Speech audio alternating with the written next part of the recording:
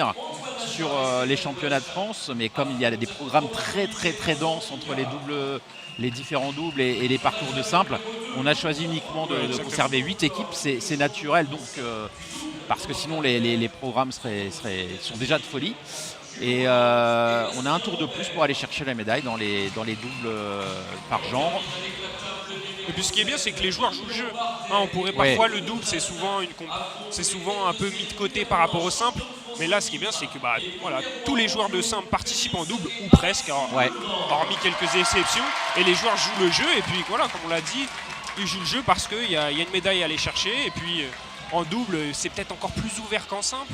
Même si les derniers résultats ne vont pas trop dans ce sens-là. Mais voilà, là, toutes les équipes maintenant, toutes les paires sont en lice pour une médaille et ça va nous donner des bons matchs, c'est sûr. Alors, Benjamin Brossier qu'on voit de dos là, en rouge, qui avait participé au jeu de Rio en 2016 déjà. Ouais, en tant que remplaçant, il me semble. Ouais, alors, est-ce qu'il était remplaçant? Probablement. Il me semble qu'il était remplaçant en 2016. Mais c'est toujours ça sur le palmarès, sur la ligne, sur le CV. On pourra dire qu'il y était. Et ça, tout le monde ne peut pas en dire autant. Ça commence fort. Direct, là, on n'a pas deux oppositions avec à chaque fois un gaucher et un droitier pour chaque paire. On sait que c'est un avantage, évidemment, dans le double, puisque les deux joueurs se croisent forcément moins. Le gaucher sert dans sa diagonale préférentielle. Et voilà, on va voir comment ça se passe, puisque les deux paires sont composées d'un gaucher et d'un droitier. Ouais, on en a vu beaucoup, évidemment. Ça s'annule un petit peu, évidemment, c'est la force principale. Quand on regarde le plateau des demi-finales, des quarts de finale, là, on a quoi?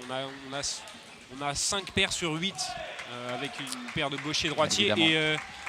Et aussi, dans le classement mondial, on a évidemment parlé d'Esteban et Florian.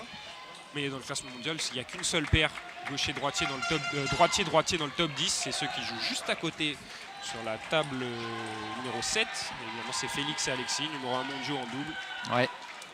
Et voilà, tout le reste, sinon, c'est que du gaucher-droitier, c'est la principale force. Et là, voilà, on va voir comment ça se passe. C'est pour ça qu'aussi Emmanuel Le Besson est si fort en double, champion d'Europe aussi avec Janan Yuan il y a quelques années dans cet exercice. Et là, c'est la paire Montpellier, on va dire, qui prend le lead sur le début du match. Ça s'annonce quand même serré. On rappelle, c'est en 3-7 gagnants. Il me semble. Oui, on revient, c'est exactement ça. C'est au 3-7, meilleur des 5-7, donc 3-7 gagnants pour le double. Alors des échanges qui vont vite, plus vite qu'ensemble, et puis moins de manches. Donc c'est des matchs qui vont très vite. Ouais, c'est très intense, assez agréable à regarder. Surtout avec le ping que nous proposent là, les deux principaux protagonistes là, qui sont Florian et Esteban là, récemment. C'est très fort, c'est le gratin du ping mondial dans la discipline tout simplement.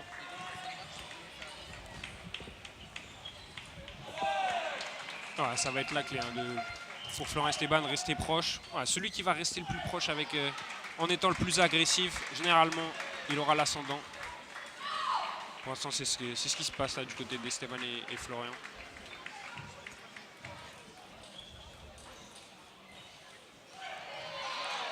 Voilà, bien battu, à petite tranche, un petit peu de réussite là côté d'Emmanuel Le Besson.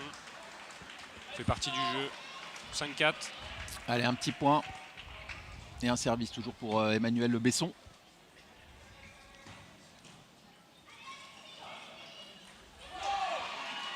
Petite prise de risque là. Il en faut en double. Ouais, il faut prendre des risques au bon moment. Alors ça marche pas, mais... On dit souvent qu'en double, il faut avant tout mettre la balle sur la table, mais à ce niveau-là, la mettre simplement derrière le filet, ça ne suffit pas forcément. Ça suffit pas. Parfois, faut prendre des risques. C'est celui qui prend le plus de risques avec un taux de réussite, évidemment, intéressant, qui arrivera à s'en sortir à chaque fois. On parlait bien sûr de la complémentarité de droitier-gaucher, mais c'est important, au-delà de ça, de travailler régulièrement ensemble et puis d'être en empathie, de s'apprécier aussi en dehors du terrain. Ouais, ça facilite les choses. Totalement. D'ailleurs, c'est marrant que tu dis ça parce que récemment, je parle un peu pour moi, mais c'était très intéressant parce que j'ai pu échanger avec Florian dans un petit entretien. On a justement évoqué ce double et cette relation qu'il tisse avec Esteban. Et au-delà de la complémentarité, comme je disais, qu'il y a entre les deux, à la table, surtout devenus des amis, c'est ce qu'il m'avait dit. Ah, c'est des potes, tout simplement. Et forcément, ça s'en ressent dans leurs résultats. Ils s'adorent. Et il m'avait dit aussi, également qu'ils se complétaient très bien d'un point de vue plongiste. Et ça se voit. Là, on le voit. Que ce soit aujourd'hui, là, avec ce bon début de set ou sur leurs résultats précédents. C'est très bon, c'est très beau aussi ce qu'ils ont réussi à entreprendre. Et pour l'instant, on le voit bien d'Esteban qui est vraiment de qualité là. Bon flip d'Emmanuel pour revenir à 9-7. La prise du premier set en double, toujours très importante. Évidemment, ouais. Ça va très vite. Et les deux services à suivre pour Emmanuel Le Besson. Très bien remis. C'est ce qui fait la force aussi d'Esteban et Florent, c'est qu'ils sont très à l'aise en flip et dans le jeu court. C'est ça qui fait leur force. Ils arrivent à prendre l'avantage, l'ascendant directement dès les premiers coups de raquette. Et ça leur fait 3 balles de 7 déjà.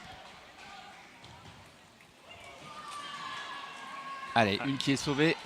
C'est la zone du milieu, c'est souvent une zone assez recherchée, que ce soit en simple mais aussi en double. C'est une zone toujours assez rémunératrice, 2 points.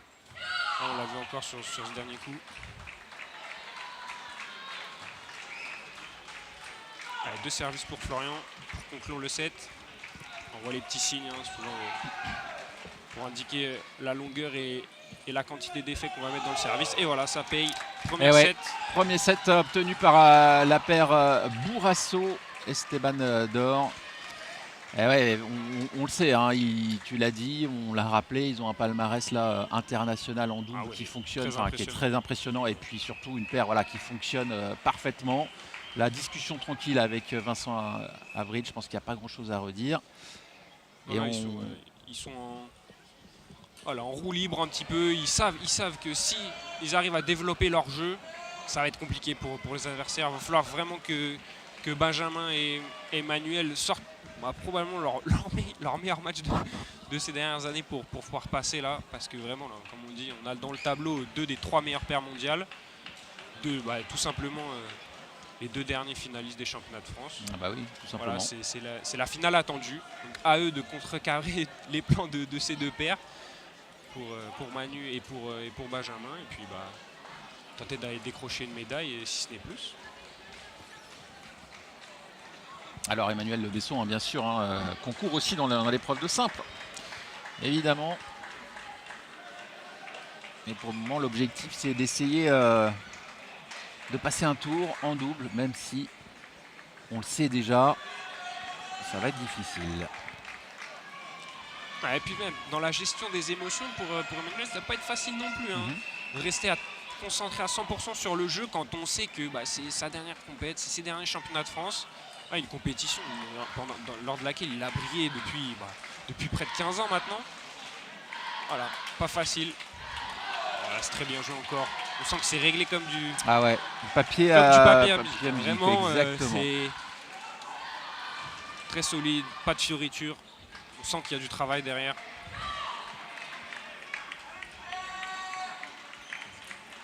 Voilà, encore ce premier démarrage au milieu. Là, on ne sait pas trop comment la jouer à côté. Derrière, on remet la balle comme on peut. Malheureusement, c'est trop neutre. Et Florent s'est bien engouffré dans la faille.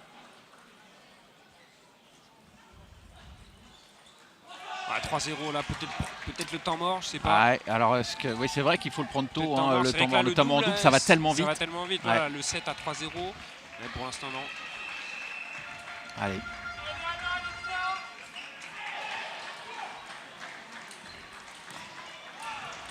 Voilà, c'est très fort. Franchement, là, on sent. Super. Là, il y a de l'intensité. On sent la domination de la paire. On sent une paire. On sent qu'il y a une paire qui télécommande l'autre, c'est clair. Et surtout que lors de ces associations en France, parfois certains joueurs s'associent un peu par défaut ou alors par affinité.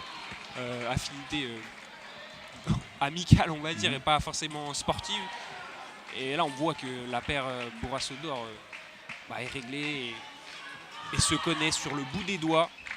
Il y a beaucoup de travail ensemble, peut-être plus que toutes les autres paires engagées.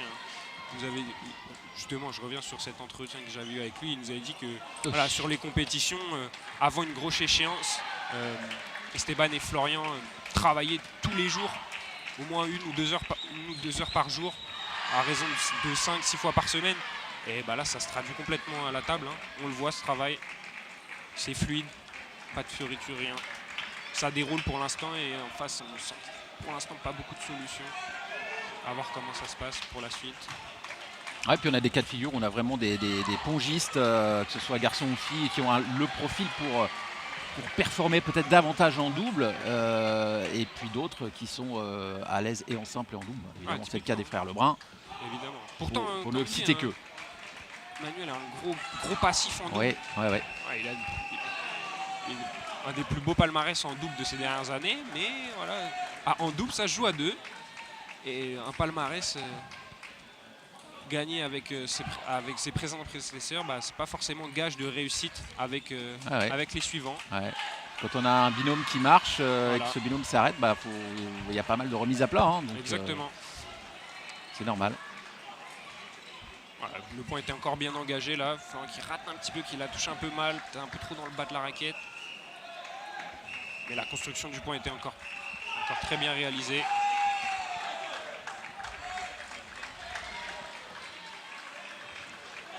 Franchement, là, on le disait, en flip revers, que ce soit Florian ou Esteban, à chaque fois, ils arrivent à fixer l'adversaire.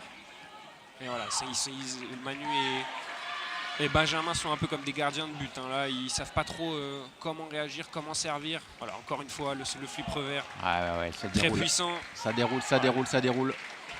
C'est ça la force aussi là d'Esteban, du gaucher, un gaucher qui flippe très bien en revers.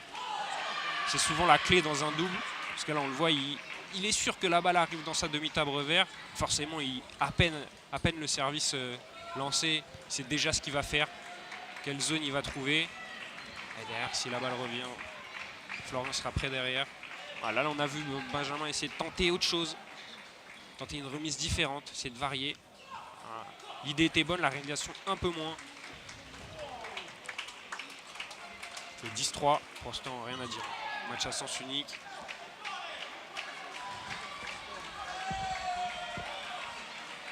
Allez, un petit point pour durer un peu plus, mais il reste 6 possibilités à la paire Bourrasso-Dor d'aller chercher une deuxième manche. On le voit sur l'expression faciale de Benjamin, elle est un peu dépité, sans solution.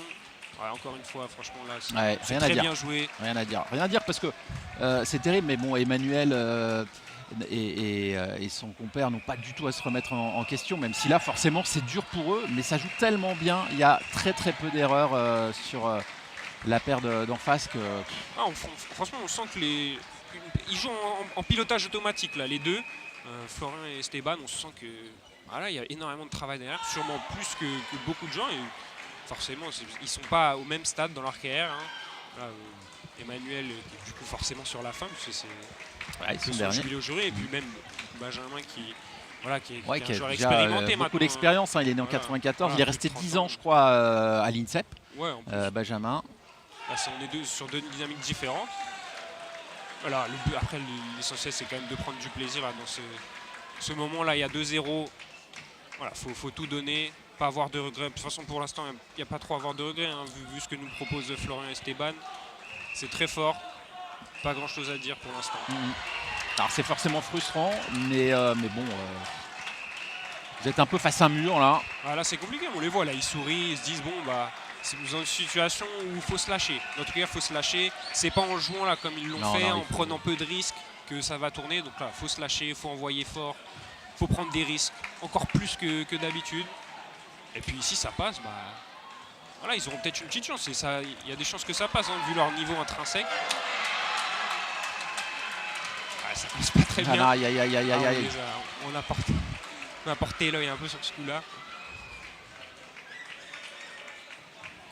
Allez, ça part de là. Allez, on a envie quand même de la résistance. Pourquoi pas aller chercher une manche du côté de Benjamin et Emmanuel. Ça va très vite, une manche. Il suffit de pas grand-chose, suivant les configurations en service remise. Même si là, Encore très bien joué. Mais en double, il suffit de pas grand-chose pour que ça tourne. Hein. Une remise, un service, on trouve une configuration différente. Ça peut tout de suite faire basculer la rencontre.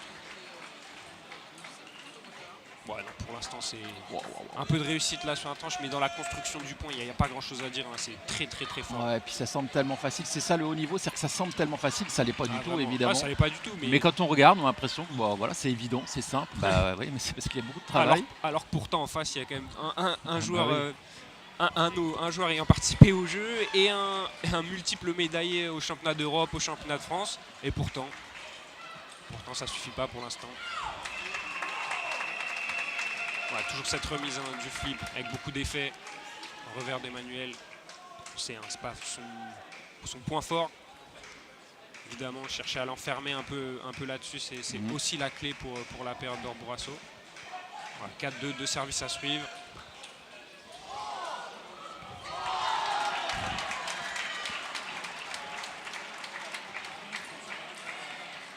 Ouais, et puis même avec un peu de réussite là, même quand le point est mal embarqué, il y a des signes qui ne trompent pas. Ouais, en plus, voilà, si la chance est en plus de leur côté. Ils s'en sourient, ils demandent un temps mort quand même. Il arrive peut-être c'est un normal, peu tard ce temps mort là. Mais oui, non, de toute façon, on abat toutes ces cartes maintenant. Le temps mort en fait partie. On va essayer d'un peu voir au coaching ce qui se dit, possible, un peu les expressions. Voilà, merci. Alors on les sent un petit peu désemparés, c'est normal. Benjamin qui a fait un signe là. Ouais, non, on sent après là. Voilà, il y a un petit haussement d'épaule, pas facile. Ils le savent, hein, il n'y a même pas d'animosité entre les deux, même pas de frustration. Ils sont juste un peu désarçonnés pour l'instant. Le but, c'est essayer de sortir, essayer de produire du bon ping-pong là sur les derniers points. Et je rappelle, hein, à 18h sur la table 1, ce sera les 16e de finale. Dans le tableau simple entre Félix Lebrun et Léo Denodresse. Donc restez connectés et on poursuit toujours avec ce match de double et la domination de Bourrasso d'or. Ouais, ça continue. Ouais, pour l'instant, côté Bourrasso d'or, il n'y a pas vraiment raison de s'inquiéter. Hein. Continue à développer ce qu'ils produisent. Voilà, le flip, c'est ce qui marche.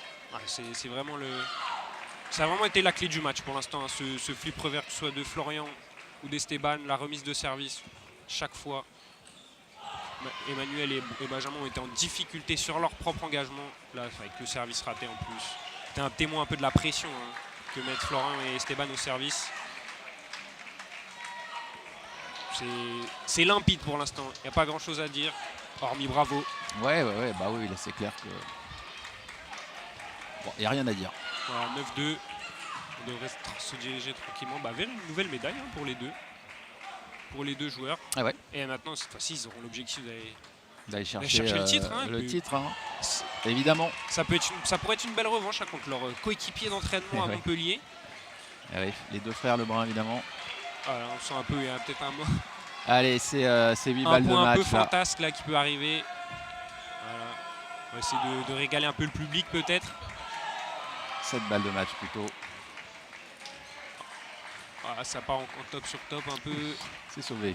Voilà, on essaie. Bon, c'est raté, mais on a compris ce qu'il tentait de faire.